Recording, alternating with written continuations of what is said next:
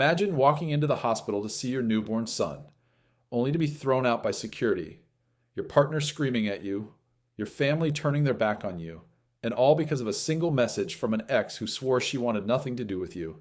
That's exactly what happened to me, and trust me, what came next was the cruelest revenge I've ever witnessed.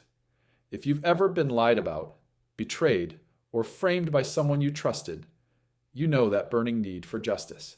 So hit that like button, subscribe, and get ready, because today's story is a wild ride of betrayal, heartbreak, and the kind of revenge that leaves scars for life. I'm not here to sugarcoat anything. I'll admit it, I screwed up. Last year, I destroyed the best relationship I ever had. 8 years with Annie, a woman who was loyal, steady, and loved me with everything she had. And I threw it away for a fling with a colleague, Jess. At the time, I thought I was chasing excitement. In reality, I was throwing my life into a shredder. And when Annie found out, she didn't scream. She didn't cry. She didn't even give me the satisfaction of a confrontation. She just dropped off my stuff at my parents' house and vanished. Completely cut me out of her life.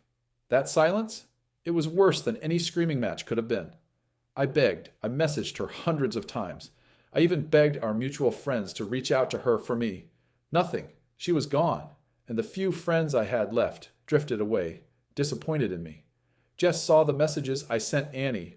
It nearly broke us in the beginning, but when she got pregnant, we decided to push forward, to try to make a family. I told myself I was committed. I told myself I'd be better. But deep down, I knew Annie's ghost was still haunting me. Fast forward to the final weeks of Jess's pregnancy. I'm stressed, but excited to become a dad. That's when I see Annie for the first time in almost a year. It was in a store, just a chance encounter. My heart dropped the second I saw her. She was cold, polite, but distant. And then she said something that surprised me.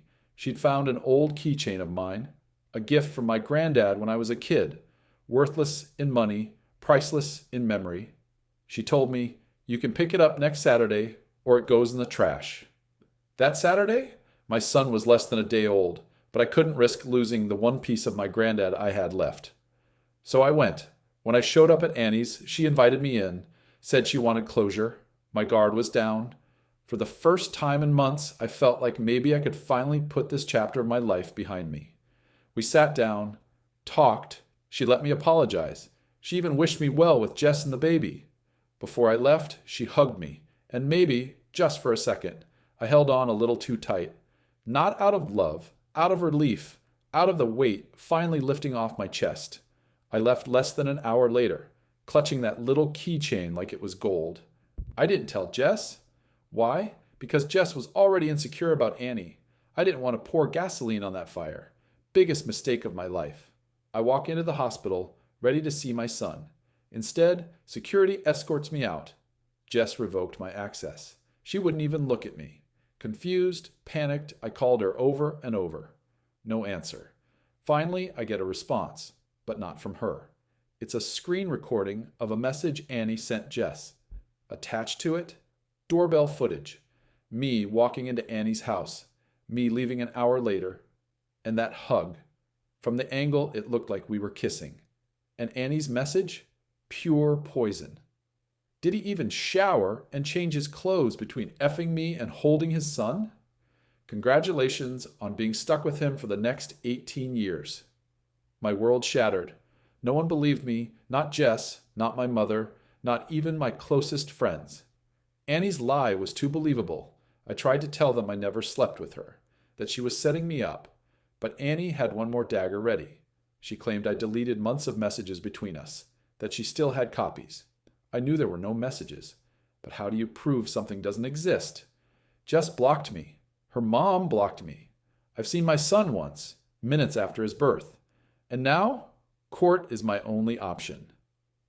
I walk around with this ache in my chest every single day, knowing Annie orchestrated this, waiting in silence for almost a year, only to drop the deadliest revenge bomb possible at the exact moment it would destroy me.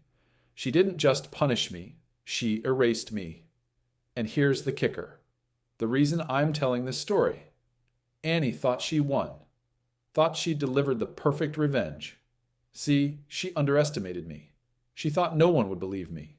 She thought her little stunt would last forever. But the truth lies always rot from the inside out. Because I started digging, quietly, carefully. And Annie, she wasn't as clever as she thought. She slipped up. Here's where you'd extend the story into the revenge payoff 4.